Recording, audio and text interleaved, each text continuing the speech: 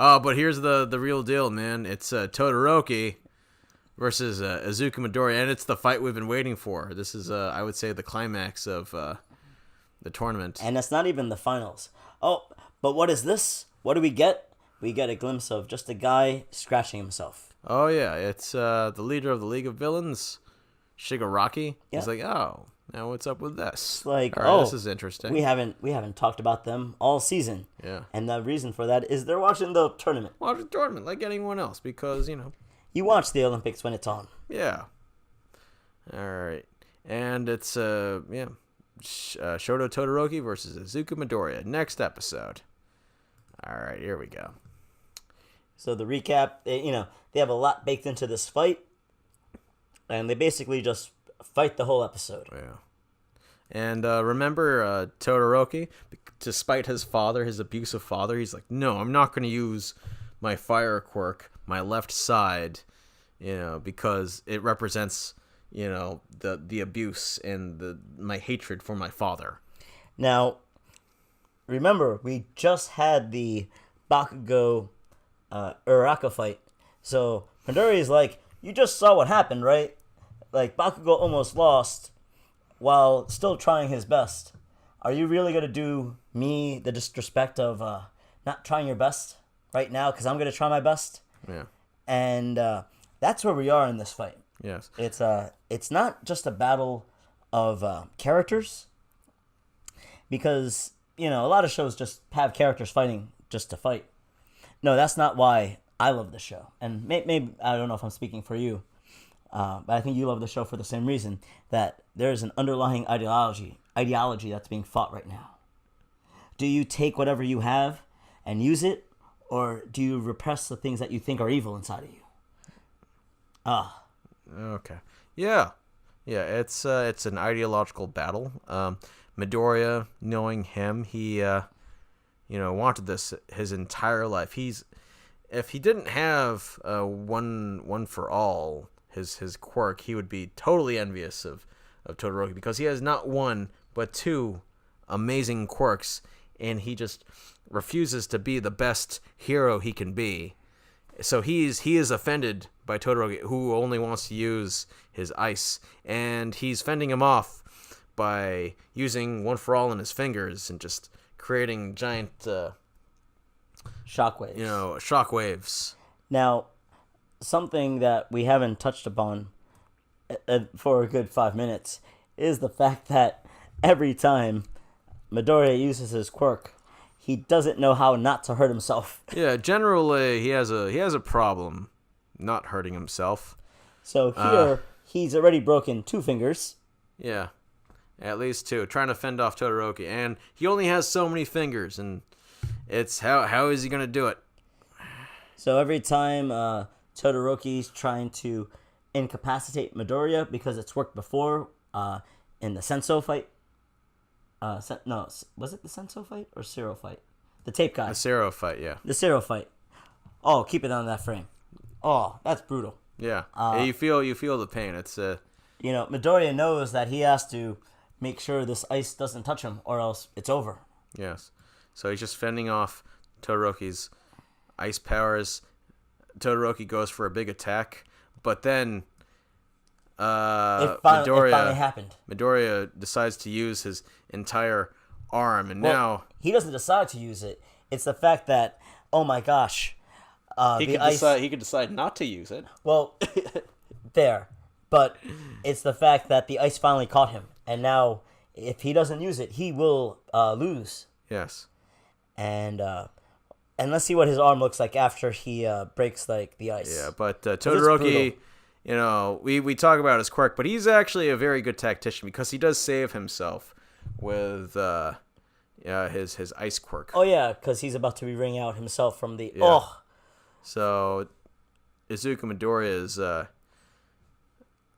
arm is all screwed up, and he's basically out of fingers right now. Yeah, pause it. Now, something that they're showing on the screen that Midoriya notices is that, hey, how come all these ice patches are forming on our icy hot hero here? Yeah.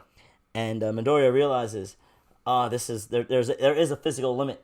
Yes. To what Icy Hot could do, just like there is a physical limit on what Midoriya could do. Yeah, Todoroki, it's psychological. He needs both of his powers to work, because if he just goes too far on one side, I feel, especially with his ice, he starts to tremble. He's not as strong, and if he used his fire side, he would be much more potent. But he's refusing to do that. Right. So Midoriya is just, I guess, kind of. I don't know if it's a taunt, or he's trying to encourage Icy out here. It's strange, because it's like you should be fighting to win, but he's like encouraging him. Yeah. So Todoroki feels, this is it. I'm gonna do one final attack because Midoriya is all out of fingers. But Midoriya does one blast, and it turns out He does something that no person in the right mind would do. He breaks his finger again. yeah, he double breaks his finger. Oh, And let me find the frame here. it's purple. It's a different color purple. Oh my god, yes. And he's like, you're trembling, Todoroki. Everyone's trying their best here. And you're only going at this at half strength. Give me everything you've got. And it's just, oh my god. What a crazy. Crazy. Midoriya is nuts. I love it. But he knows this is his path to being number one, because All Might isn't just number one in the hearts of the people. He's number one in the hearts of his peers.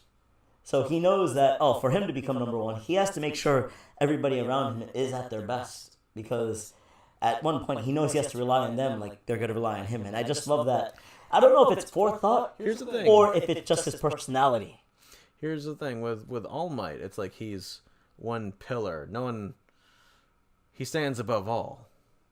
I mean, people admire him, but it's like, but people love Midoriya. Yeah. That's a difference, and that's something All Might, doesn't have. They all admire him as a person, But as there's a force, distance. But it's like there is a distance with Midoriya. It's like, Get in here for a hug. yeah, they all want to help him, with or without the quirk. And most of the time, without him using the quirk, they like his mind and his will more than they love, his one for all. And this is one of the reasons why you follow Midoriya in a way. He's willing to do what other people won't even think of. Yeah, and it's the best and worst thing about him, because he wants to save people, but he's also willing to risk his life and hurt himself. I'd argue, sometimes he just doesn't need to do that, but he does it. I feel like he just wants to bring out the best in himself and in others. Yeah. So it's a drive. It's beyond a need. Like I don't even know if he even thinks about this. Yeah. Well, things definitely do change in the third season, because like, no, I'm totally. Well, there's a reason for that, and it's at the end of this great. episode. It's why there's a change. Yeah. Because right now he's the kid of, I'm made of rubber. I'll fall and I'll just get right back up. But he's eventually he grows wise. Like, I will totally like hurt you to get what I want. Yeah. At the end of this episode, there's a reason. We'll get there. So we have the commercial break. Todoroki, they're fighting. And Deku's holding his own, and he's breaking even more fingers. Yep. And they're fighting. Eventually, Todoroki, because it's so emotional, he ends up in flashbacks. That's what happens in anime. Things get so emotional. It gets so Dragon Ball Z. And it's like, oh no, a flashback. And he goes to the flashback with his mom when he was younger, and that he doesn't want to be like his father. He hates him. And because he's mean. Yeah, he's mean. He's like being separated from the rest of his family, from his friends, and his mother. His mother just goes over the edge. This is the moment where her crazy eyes turn on. Yeah, and she hurts poor Todoroki. That's why he has the Prince Zuko scar. Yeah, and this is where he swore, not to use his powers. But Midoriya says, "It's your power, isn't it?" And again, Todoroki has another flashback, and this time of All Might. Out of all people, All Might. Everybody's number one hero. Yes, and All Might tells him that, yes, children do inherit quirks from their parents, but it's what you do with that quirk that matters. Todoroki is not is not a victim of his own blood. The sins of the father did not pass on to the son. And it gives him hope that maybe he could overcome whatever is inside of him. Yes. So Todoroki gets a fire lit under him, literally. And he just embraces it, and it's a glorious moment. I wish we could show the video, but we'll get in trouble. But it's amazing, and he's just so like, I like how they have the same smile. Yeah, for different reasons. But Todoroki came to terms with his fire quirk. At least at this point, he has problems later on. We'll get there. But it's a beautiful moment, and never finally feels like, oh my gosh, finally everything I've wanted. Yeah, oh my god, he's finally using the quirk, and like, you could finally surpass me, son. My masterpiece. Yep. And Midoriya is finally like, oh right, now we're gonna go crazy. We're gonna use 100%. Oh yeah. So they just go at it. Todoroki at 100%. And you have Deku at 100%, and everyone is going insane. Like, Cementos here is like, nope, this thing's gonna end. Someone's gonna die. And then, hold on, Midnight's like, yeah, I gotta get these boys to fall asleep. This is crazy.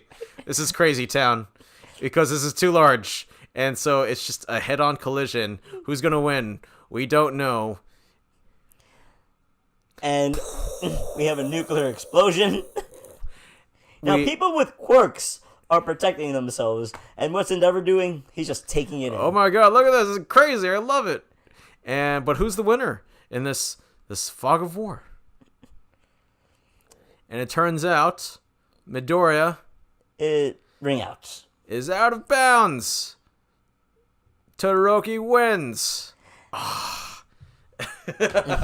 Such a great episode. Even Todoroki's like, I can't believe that happened. That just happened. What? Oh my god. And it's just this great paradigm shift in his character. I love it.